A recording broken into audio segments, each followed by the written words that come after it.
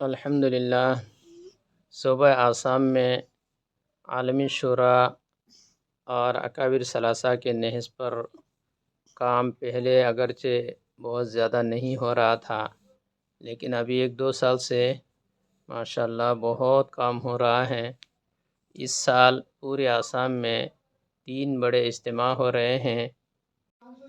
ایک اجتماع نوگاؤں ضلع کے رانگولو علاقے میں ہوگا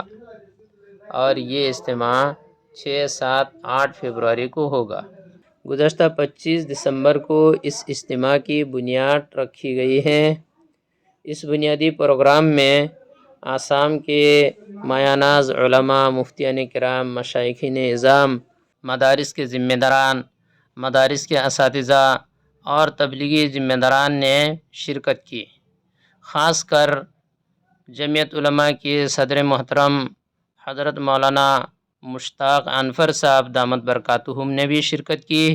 انہوں نے خود بنیاد رکھی اور انہوں نے دعا بھی کرائی۔ دعا کرے اللہ تعالیٰ اس اجتماع کو قبول فرمائے اور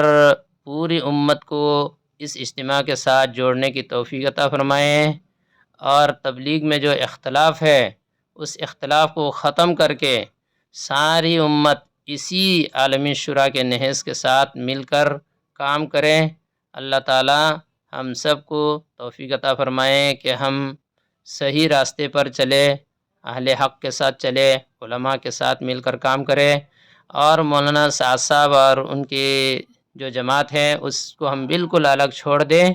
تاکہ یہ اختلاف ختم ہو جائے اور بس تبلیغ کا کام بس صرف ایک ہی جماعت کے ساتھ ہو۔ اس کے لیے ہم کو اس طرف کو بالکل مکمل چھوڑنا پڑے گا، اس لیے ادھر کی اجتماع کو چھوڑ دے، ادھر جماعت میں کام کرنا چھوڑ دے، اور بس اتحاد و اتفاق کے ساتھ ہم سب اسی ایک جماعت کے ساتھ مل کر کام کریں۔ رہ گئی بات کہ ادھر مل کر کام کر سکتے یا نہیں، اس جماعت کو چھوڑ کر، شورا کو چھوڑ کر ادھر چلے جائیں اور ان کے ساتھ مل کر کام کریں، تو اس کے بارے میں ہم آپ سے یہی کہیں گے کہ ادھر ملنے کی کوئی گنجائش نہیں ہے، اس لیے کہ جب تک ادھر مولانا سعد صاحب پر گمراہی کا فتویٰ لگا ہوا رہے گا تب تک علماء حق ان کا ساتھ نہیں دے سکتے ہیں، اور ان کے اوپر ابھی بھی فتویٰ لگا ہوا ہے، اس لیے علماء حق ان سے اختلاف کر رہے ہیں اور کرتے بھی رہیں گے۔ ابھی کچھ دن پہلے فتویٰ دیا ہے کہ وہ بدترین قسم کا گمراہ ہے، ان کی اجتماع میں شریک نہیں ہونا چاہیے، ان سے بیزاری کا اظہار کرنا چاہیے۔ جو علماء ان کے ساتھ ملے ہوئے ہیں ان کا بھی حکم وہی ہے جو مولانا سعد صاحب کا حکم ہے، یعنی وہ لوگ بھی بدترین قسم کا گمراہ ہے، اس لیے ان کے ساتھ دینے کی تو کوئی گنجائش نہیں ہے، اس لیے اس جماعت کے ساتھ مل کر کام کریں اور بس جماعت ایک ہی ہو جائے، اس کے تو امکان نہیں ہے۔ لہٰذا ایک ہی صورت ہمارے سامنے ہے کہ ہم اس جماعت کو چھوڑیں اور پوری امت بس ایک ہی جماعت کے ساتھ کام کریں تاکہ ہمارا یہ اختلاف بالکل ختم ہو جائے۔